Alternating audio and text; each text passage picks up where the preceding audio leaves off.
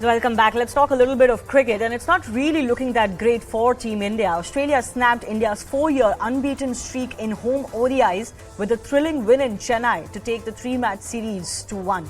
Australia snatched the #1 ODI ranking as well with a thrilling win, defending a low total of 269.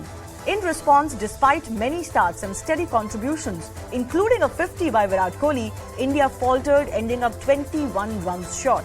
Now, Suryakumar Yadav has had a lot of attention on him this series. He was sent lower in the order at number 7, but that didn't change his fortunes as he was bowled for another golden duck. That was his third successive golden duck in this 3-match series for a new infamous record. Take a look at the scorecard for a confirmation of how things went.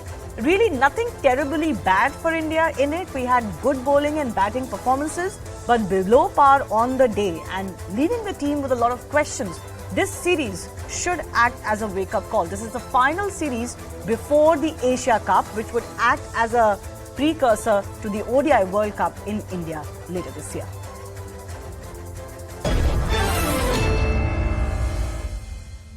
K. Srinivas Rao, Group Sports Editor, is joining me on the show. So, Srini, should we be alarmed? Is this a wake-up call?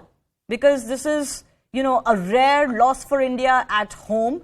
And if you look at the final match, especially, Australia looked better in virtually every department, including captaincy. Okay, so Shwani, right now, when you look at it from a distance, first of all, thank you for having me. So when you're looking at it from a distance, there are just too many things right now clouding our minds, right? So let's take a step back and see, are things really that bad? I don't think so. For example, look at Mitchell Starc's bowling, right? In parts, some of the bowling that we've seen from Starc in this series, in the white ball series, is just simply unplayable swing. You can't do anything about it. The guy is just bowling very well.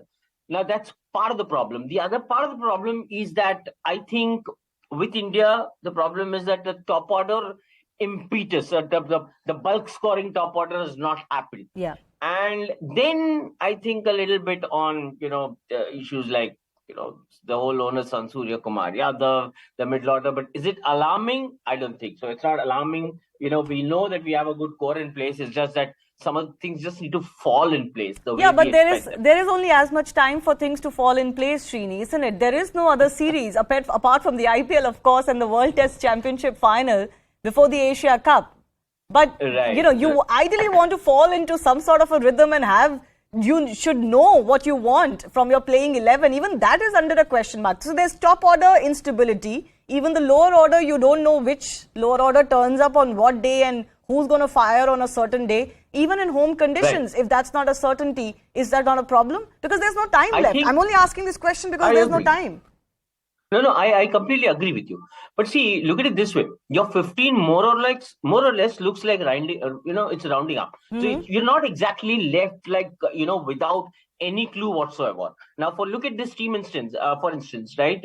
Coming into the series, KL Rahul was the topic of discussion. We were wondering what is India's position going to be. And I remember having this chat on our Cricket Next channel. We were discussing and I said that I think, the team management will probably go by what they're looking at KL in the nets.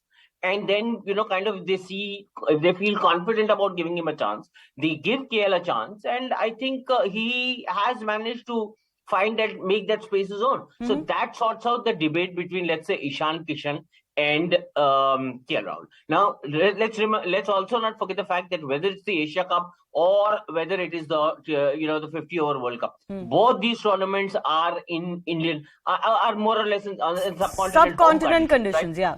Exactly. So if Shreyas Iyer would have been fit and he was available, we wouldn't be probably, having any doubt because Shreyas walks into the 11. But now with Shreyas out, the whole debate is between Surya and Sanju. And I think Surya has just been very, very unfortunate. What we saw. No, so I don't want to say that. Of course, Suryakumar is the reason why we lost. Every batsman goes through these patches. Although he won't be very happy with the form of his dismissal also. And I think for a batsman, that's always the more important part, right?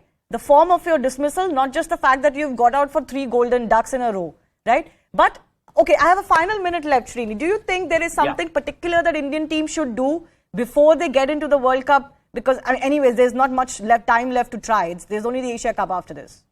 I agree with you, Shivani. The one thing that this team has to look at is, once you are convinced, pick the right 11 in terms of the conditions that are available. You have quite a bit of resources at your hand.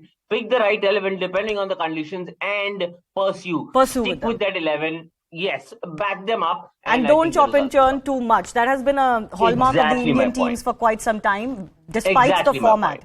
And we need to ditch that. But it's already too late, I think, as far as this season is concerned. Yeah, absolutely. Srinivas, thanks a lot for joining us. We'll, of course, continue to talk cricket as we build up to the ODI World Cup. That's all from me. News Epicenter is on the other side.